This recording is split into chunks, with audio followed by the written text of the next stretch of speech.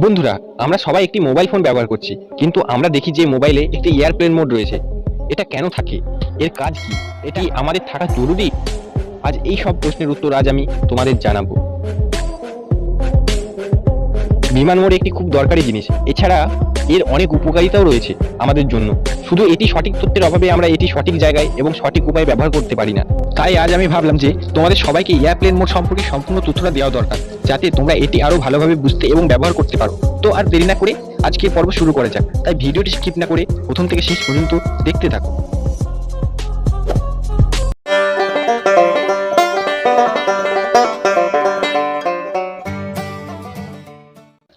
তোমরা কখনো যদি বিমানে ভ্রমণ করো, তাহলে তোমাদের এই কথাটা অবশ্যই জানতে হবে।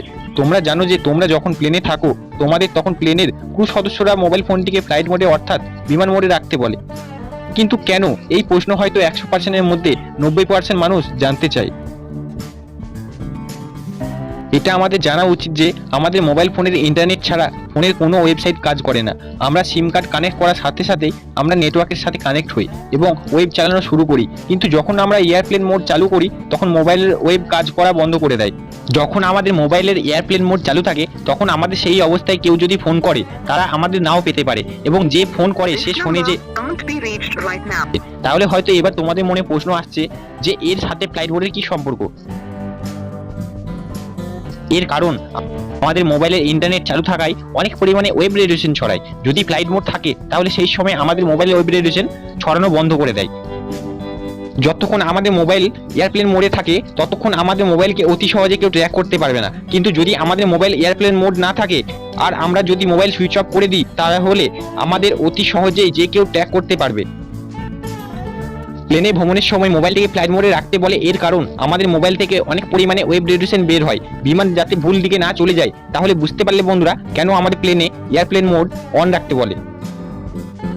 বন্ধুরা, এখন আমি তোমাদের প্রথমে ফ্লাইট মোড চালু রাখার সুবিধা সম্পর্কে কথা বলবো।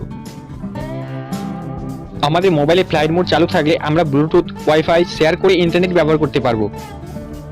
আমাদের যদি সময় কম থাকে আর আমরা দ্রুত মোবাইল চার্জ করতে চাই, তাহলে সাথে সাথে মোবাইলটিকে ফ্লাইট মোডে পরিবর্তন করতে হবে। এর ফলে যেখানে স্বাভাবিক মোবাইল চার্জ হতে 2 থেকে 3 ঘন্টা সময় নিত, সেখানে আমাদের মোবাইলটি 1 ঘন্টার মধ্যে ফুল চার্জ হয়ে যাবে।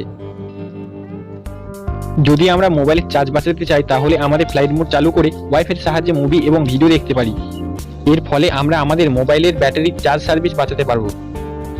কখনো কখনো আমাদের মোবাইলের নেটওয়ার্ক চলে যায় বা নেটওয়ার্ক স্লো হয়ে যায়, মোবাইলের ডেটা সঠিকভাবে কাজ করে না, তখন আমরা ফ্লাইট মোড চালু করে নেটওয়ার্কের সার্ভিসকে বুস্ট করতে পারবো। এর ফলে আমাদের মোবাইলের নেটওয়ার্ক ও ডেটার গতি বাড়বে। বন্ধুরা, আজকের ভিডিও এই পর্যন্ত। আবার দেখা হবে এমনই ভিডিওর সাথে। ভিডিও সম্পর্কিত কোনো প্রশ্ন থাকলে কমেন্ট করে অবশ্যই জানিও। আমি তোমাদের প্রশ্নের জবাব দেওয়ার জন্য ওয়েট করব। ভিডিওটি ভালো লাগলে অবশ্যই একটা লাইক করো। তোমাদের একটা লাইক আমায় পরবর্তী ভিডিও বানানোর জন্য উৎসাহ দেবে। আর এই চ্যানেলে নতুন হলে সাবস্ক্রাইব করতে ভুলো না।